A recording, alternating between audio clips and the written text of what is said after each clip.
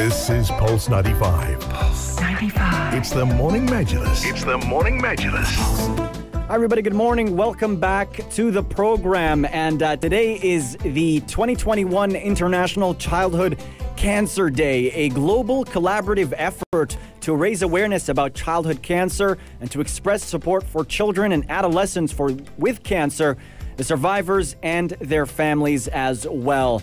And one thing that we're interested in knowing more about are the risk factors for the development of cancer as well. And we're delighted to have with us on the program to talk to us precisely about this is Dr. Ayman El-Hattab, consultant clinical geneticist at University Hospital Sharjah. Good morning. You're live on the air. Good morning. Thank you. Thank you very much. Thank you very much for joining us. Let's start talking about World Childhood Cancer Day and its significance as well. Yes, my friend. I'm planning to discuss the familial cancers and inherited type of cancers because many times cancers can be caused by genetic defects. And these genetic defects can be inherited from one generation to another and increase the risk for cancer in people who carry these genetic changes. So it's always important to recognize these defects and diagnose them and manage them when these are present. And Dr. Ayman, what are the most frequent types of childhood cancers? Because the pattern of cancer in childhood definitely differs from those among people of other ages. So what are the types of childhood cancers? Yes, actually, I'm not cancer specialist, and I was planning to talk about the genetic aspects of cancer. And how, like, when we recognize or when should we suspect familial or hereditary cancer. Now, familial and hereditary cancers can happen during like childhood or adulthood. So typically when we see multiple individuals affected with cancer in the same family, we are concerned about genetic defects. Also, if we have tumors that appear at younger age than expected, this is also red flag to suspect hereditary cancer. And sometimes we have multiple individuals, the same individual has multiple types of cancer. And in this case, yes, we suspect having a genetic defect because now certain genes are associated with one type of cancer, but sometimes we have one genetic, like some genes, if we have defects in certain genes, we have different types of tumors. So this is why we need really to recognize these cases. And in case we suspect a familial or hereditary cancer, then definitely these individuals will require evaluation. Yes, Doctor, what is the method of action to take if someone is suspected to have hereditary or familial cancers? Yes, thank you very much. Yeah, this is very important. So yeah, after we suspect, then the second step is evaluation by person specialized in genetics to help the oncology team. So the first step is to evaluate the personal and family history to see what are the tumors present in that person and in his family. And after this assessment, then a genetic test is needed. Typically, it's a blood sample that is taken, and the genes responsible for the different types of cancers can be tested, can be sequenced, aiming to identify the specific genetic change that increases the risk for these cancers. A genetic test sounds quite complex. Is there a whole army of people involved in trying to find disease-causing genetic variants and such. Talk to us about the process of genetic testing, if you could. Yes, thank you. So now what we do, now when we take a blood sample, and we have like a specialized labs to do gene sequencing, and they do sequencing for the genes that typically are requested. So for cancer, of course, they have gene panels that include all the genes to be associated with cancer. So they look at all these genes, trying to identify the cause. And you are right, like with time, our knowledge about genes and genetic defects increases, and we know more, and we know more about these genes, and we know newer genes. So there is continuous advancement in this field, and genetic tests are improving with time. Can you elaborate more on that, genetic testing as a new field? Technology is still quite developing. Can you elaborate on the accuracy of the results, the quality of the results that you get from genetic testing? Are we at a point where there are reliable ways of finding genetic causes for diseases? Yes, my friend. Yes, I think at this point, yes, we have like over the past 10 years, the advancement in this field is expanding dramatically.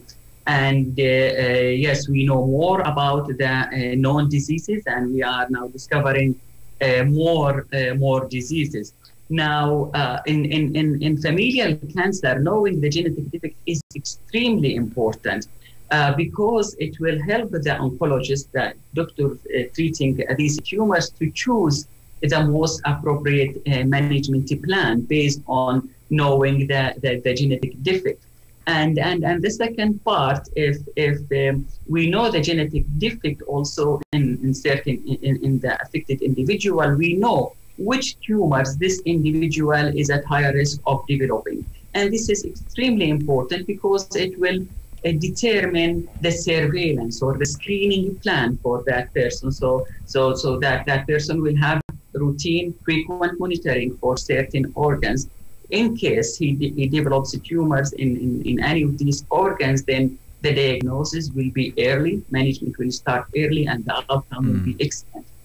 And the third point, and also this one is very important, is like, remember, these genetic defects are inherited. So if we identify a genetic defect in a person, that means it's the risk that other family members is there, that the other family members can be carriers for the same genetic defect. So when we diagnose a person, then we advise all family members to be tested for that same genetic defect, aiming to identify individuals who carry these changes. And then if we find these individuals, then we'll advise them again to do routine screening tests to aiming for early diagnosis and treatment if that individual develops cancer. Now these genetic defects are not like 100% will cause tumors, but they will increase the risk for developing cancers in individuals, either children or adults. And Dr. Ayman, by the way, that's incredible insight into genetic testing and how it works. And now, for me or for the person listening, when should a person get a genetic consultation and get that testing done for potential cancer risk? Yes, thank you. So cancers are common. So we are not advising everyone with cancer to have genetic tests, but there are certain things that raises the suspicion for familial or hereditary cancers. Like if you find more than one individual in the same family with the same kind of tumors, then you suspect, oh, maybe there is a genetic defect and these individuals all carry the same genetic change. Or if you have like early onset of a tumor, like this tumor is supposed to happen at a certain age, but this individual develops the tumor at much younger age. Sometimes certain types of tumors are more likely to be caused by genetic defects. Or occasionally we see individuals with more than one type of tumor. So in all these cases, we should suspect a genetic defect. And these individuals, yes, will require evaluation by a person specialized in genetics and genetic testing. So not everyone is eligible they either have a family member who's been affected by a disease or themselves have to be affected by a disease. Not everyone can go get their genetic testing done for potential risks as well. They have to have a thorough consultation and establish a history first. Am I correct? Absolutely. And how accurate are the genetic tests? Now, this is the thing. Now, when we do a genetic test, typically we are expecting one of three outcomes. Either to have negative results that they did not identify any genetic cause that predisposed to cancer or cause disease. Okay. Or sometimes we have clear positive results where you have a genetic change that is known to increase the risk of cancer or to cause a disease. Now, sometimes we have a variant of uncertain significance, results that are uncertain, that they are unable to classify it. Is it like normal or abnormal?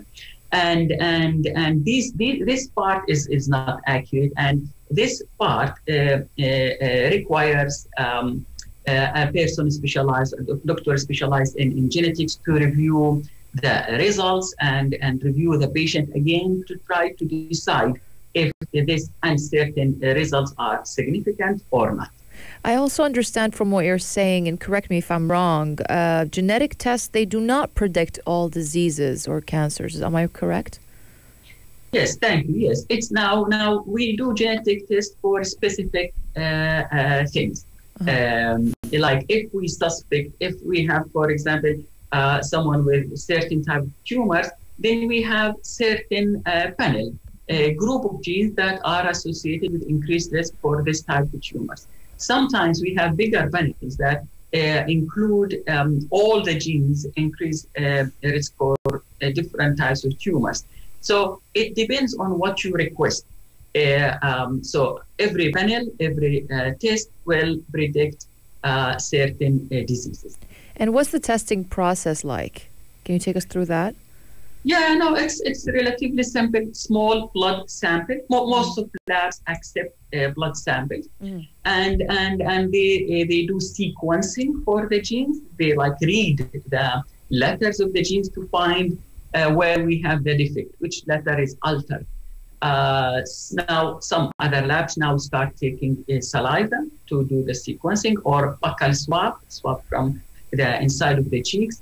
DNA can be taken from any other places, but these are the typical samples that are requested. And Dr. Ayman, we're getting a text from Anjali. She's asking if I have testing done now, do I need to repeat the test in the future? This is excellent. Great question, yeah. Yes, now, okay, so first thing, our DNA sequence doesn't change. So our genes will not change, but our knowledge increases.